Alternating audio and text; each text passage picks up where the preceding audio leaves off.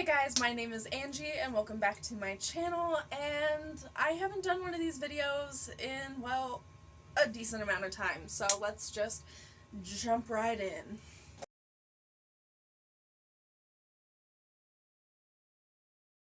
So, before I come on here and talk about the videos, I edit them and rewatch them, obviously because I'm editing them, editing my ex out of them, rewatching so that way I can remember everything that I wanted to talk about. Like, I'm gonna keep it real. Sometimes I do not remember all the things that happened within the relationship. They come in sporadic flashbacks. There are a lot of things that I've completely blacked out. Prime example, I have text messages of him and I arguing because I grabbed his face in an argument, and I don't remember doing that. I don't know what the context was. I don't know why I grabbed his face. I don't know what we were arguing about. I just know that at some point it apparently happened. Fun times. Anyway, today, because it is the month of Christmas, I am going to be talking about the Christmas video. I was gonna do one of Levi's last month, like his birth or week update, or just one of the ones from when he was a newborn. And I mean, I'm gonna keep it real, y'all. A lot of the stuff that I have to cut out of those videos is just too much for me to want to sit through right now. Anyway, that's not the point. The point of this video is to talk about our 2020 Christmas. And there's a lot of really fun things in that video that I forgot that we did. Like, we went to the Bandimere Speedway, and because they do like a Christmas lights show, and it's so much fun. We went and did that with my mom, and it was absolutely amazing. All the fun things that we did, the narcissist was not around for. Like, he did not go to any of these things. Like, there's a video of me hanging out with my grandmother and my uncle and his wife and my uncle that we lived with at the time. And the narcissist was nowhere in that video. Why? Because he didn't go to things like that. Like, ever. Like, any family thing. Anytime that we were together and I was invited to Christmas, my grandpa on my dad's side of the family, he would never show for that. Barbecues, never would go, anything like that. But if I said I didn't want to go to any of his family functions, ooh, might as well just sign away your life right then and there. What is wrong with you? How dare you not want to be around his family? God, you're so awful. He always is around your family. What? Sir? Sir. There's a lot of really fun things in there that I completely forgot about, and I was excited to rewatch all of those. And there are moments where the narcissist is in frame, but for the majority, like, it ended up being really easy to edit it out. I just had to take his name out of a couple of spots and blur his face a couple of times, but most of his time on camera was either off camera and just talking, or it was like this angle right here. So it made it a lot easier to edit this one. Finally. There was a lot that I wanted to talk about in that video, not gonna lie. Weirdly enough, that Christmas was a pretty good Christmas. Like, the narcissist hung out with us in the morning, he helped with all the presents, and he helped with Elias's birthday muffin. There was a little incident that we will get into after that whole spiel, but, like, yeah, it was relatively nice. And then afternoon came along and he went back to working on his car and ignoring us for the rest of the holiday. But point remains, like, overall it was a pretty good day. He wasn't too angry. Shocking. Very shocking. Now, the incident that I did catch on camera, I didn't think I caught anything on camera, but I clearly edited out the argument for the most part. I kept like the very end of the argument in it, but we were getting Elias's breakfast muffin ready, and I had the muffin ready to go on the table, and I had a candle in it, just one candle in it, and the narcissist was very unhappy about that. He's turning 2. He needs 2 candles. It is a muffin and he is a toddler. I don't think he cares how many candles, and he's not the biggest fan of fire. I think that we can just give him the one and let him do his thing. Either way, we're celebrating his birth. We are aware how old he is. I pushed him out of me. I am very aware of how old he is. Okay, sir? Just one candle seemed like the safer option, and also, it's a muffin. It's a muffin.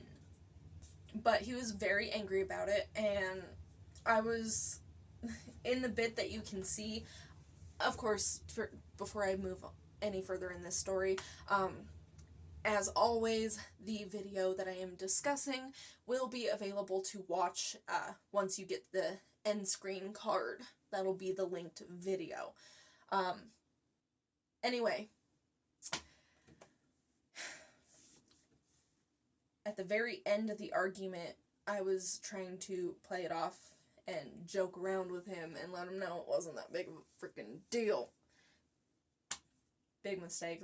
Probably why we got ignored and why. I don't remember what exactly he said at the end of the night, but like, yeah, he was very rude at the end of the night and was like basically calling me a horrible mother in person. So there's that.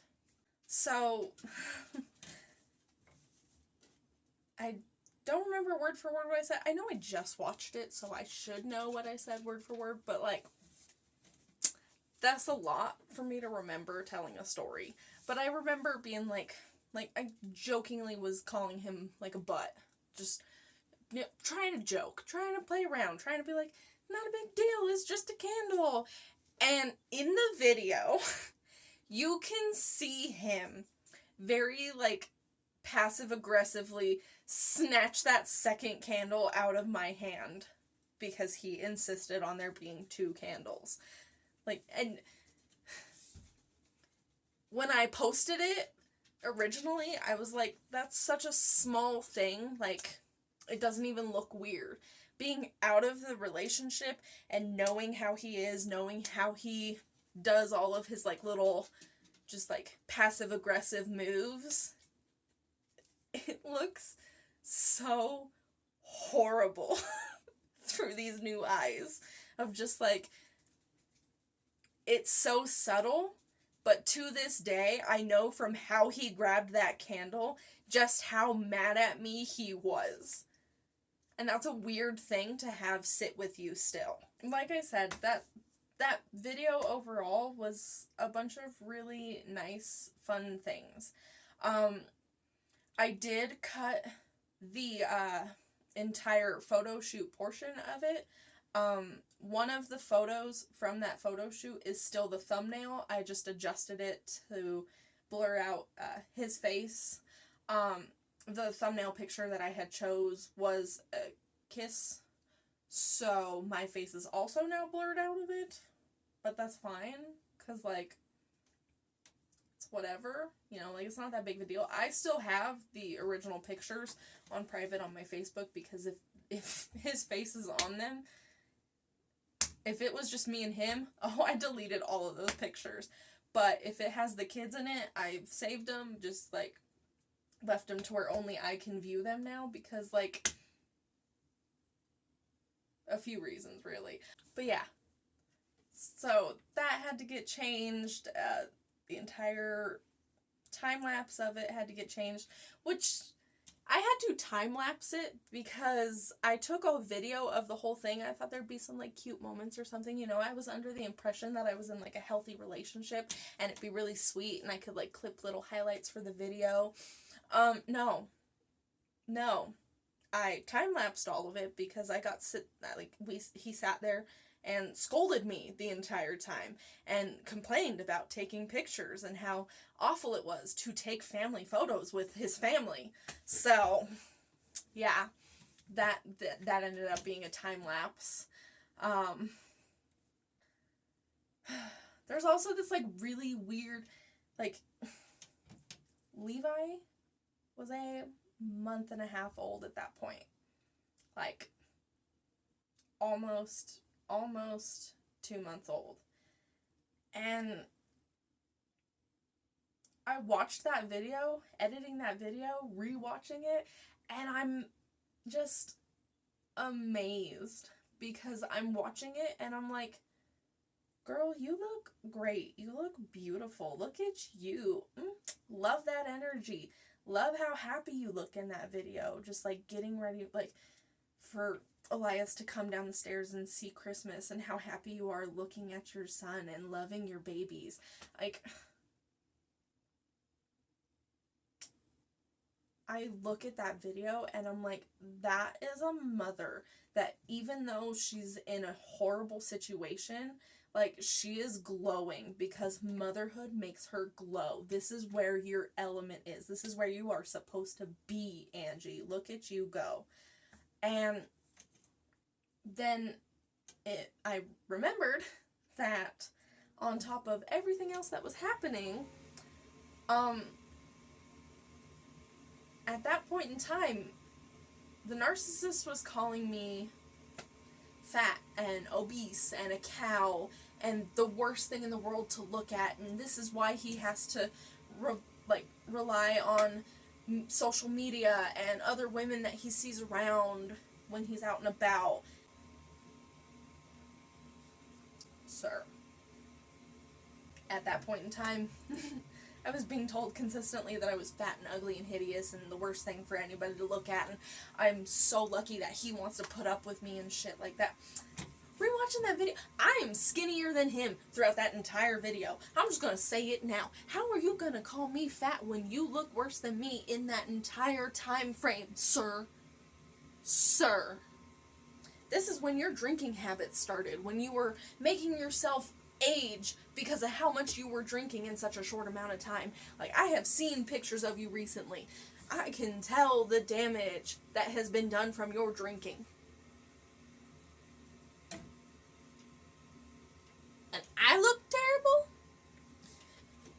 And he still says it. Anytime he reaches out to me, well, I had to leave because of how fat you were and how ugly you were and how hideous you were. That's why you had to leave? We only liked each other for shallow reasons. Bitch, if I only liked you for shallow reasons, I would have left long ago.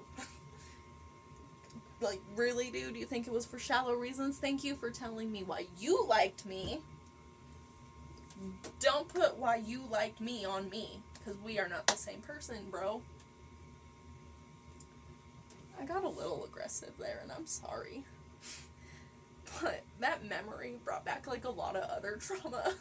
This is what I mean. It just comes. It comes randomly at random times. I don't know how to control it. I would love to control it so that way I could have a more concise video.